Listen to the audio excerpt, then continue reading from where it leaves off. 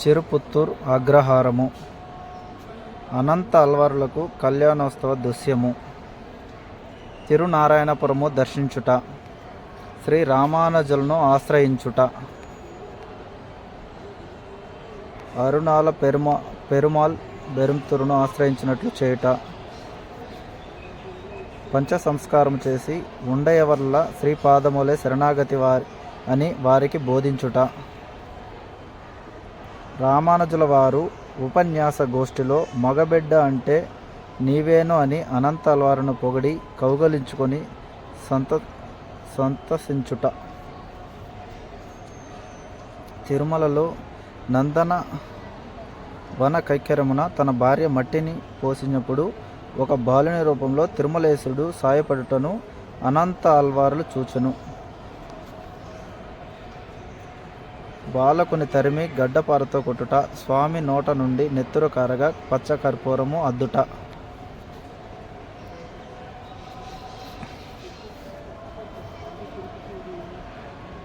రోజు రాత్రిపూట ఒకరోజు రాణి పూలు కోయట చూచి కోపగించుట.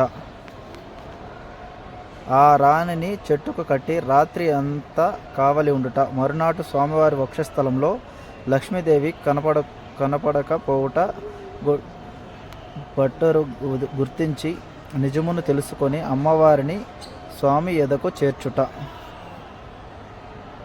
పూలమాల కడుతుండగా తిరుమలేశుడు వారిని తోడుకొని రమ్మనగా వెళ్ళక ఆచార్యుడు నియమించిన కార్యక్రమంలో తాను నిఘ్నమై ఉండుట. పిదప స్వామివారితో ఆచార్యుడు ఆదేశించిన కైంకర్యము తరువాతనే రాగునను అనుట. తిరుమలకు వచ్చిన బ్రహ్మోత్సవములకు స్వామివారు అలంకరణకు శిష్యుడిగా వచ్చి చిత్రాన్నము సమర్పించుట.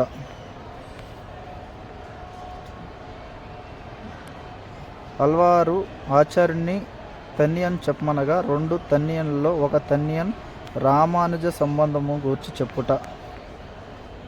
తిరుమల ఎక్కవలని పలికిన రామానుజులను ఎక్కుటని వేడుకొనుట.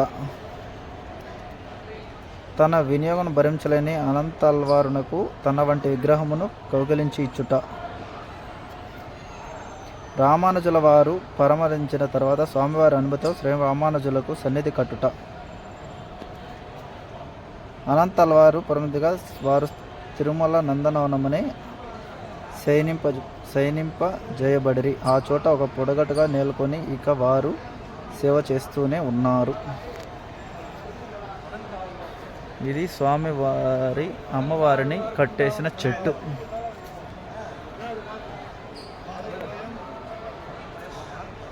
అనంత అల్వారు తోట పూలు.